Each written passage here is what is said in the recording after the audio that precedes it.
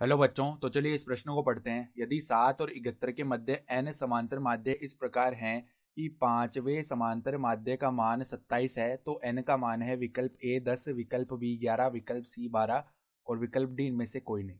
तो यहाँ पे देखो हमें क्या करना है, जो पांचवें समांतर माध्य का मान है वो हमें 27 दिया हुआ है, तो हमें n का मान बताना है क्या होगा। तो प्रश्न में आगे बढ़ने से पहले इस प्रश्न से संबंधित जो मुख्य उदाहरण है उसकी हम चर्चा कर लेते हैं। तो देखो मुख्य उदाहरण, यदि हमारे पास में देखो दो संख्याएं ए और बी हो और इनके मध्य हमने एन समांतर माध्य जमा दिए हैं, ठीक है। इस प्रकार ऐसे चलते चलते हम क्या कर रहे हैं, यहाँ पे कोई पांचवा समांतर माध्य आएगा और ऐसे चलते चलते हम एन समांतर माध्य इनके मध्य रख रहे हैं। तो ये जो श्रेणी बनेगी ना, ये समांतर श्रेणी बनेगी। इसका जो सार्वंतर है उसका सूत्र जानते हैं हम, बी माइनस ए बट्टा में एन प्लस एक होता है इसका सूत्र, ठीक है। यहाँ पर देखो एन समांतर माध्य है, ठीक है। तो एन समांतर माध्य के लिए हम ए एम लिखते हैं।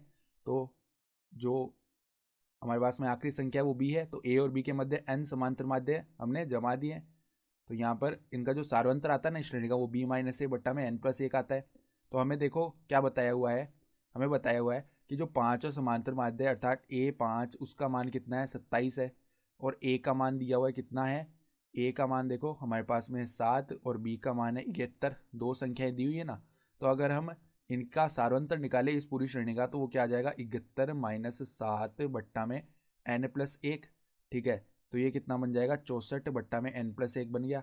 तो अब देखो पांचवा जो समांतर माध्य है वो अगर हम लिखना चाहते हैं तो हमें इस श्रेणी का कितना, छठवां पद लिखना पड़ेगा। क्योंकि देखो ये श्रेणी तो ए से चालू हो रही है, ए के बाद A1 आया, फिर A2 आया, फिर A3 आया, फिर A4 आया, फिर A5 आया, यानी कि छठवां पद आएगा A5, ठीक है। तो हमें देखो अगर A5 लिखना है तो वो क्या आता है, देखो किसी भी समांतर श्रेणी का nवां पद का सूत्र क्या होता है, पहला पद प्लस में n माइनस वन गुणा में सार्वंतर, ठीक है। तो पहला पद तो हमारे पास में a है, a का मान 7 है, ठीक है, प्लस में n माइनस एक, यानी कि कितना पद, हमें छठवां पद लिखना है ना। छठवां पद तो आएगा a5, तो 6 माइनस एक होगा अर्थात 5 गुणा में जो सार्वंतर है वो क्या है, 64 बट्टा में n प्लस एक। इसका मान क्या दिया हुआ है हमें, 27 दिया हुआ है। यानी कि देखो 7 उस तरफ जाएगा, तो 5 गुणा में 64 बट्टा n प्लस एक, 27 माइनस 7 हो गया 20। तो 5 यहाँ से 20 को 4 बार भाग कर देगा, ठीक है। 4 यहाँ से 64 को 16 बार भाग कर देगा।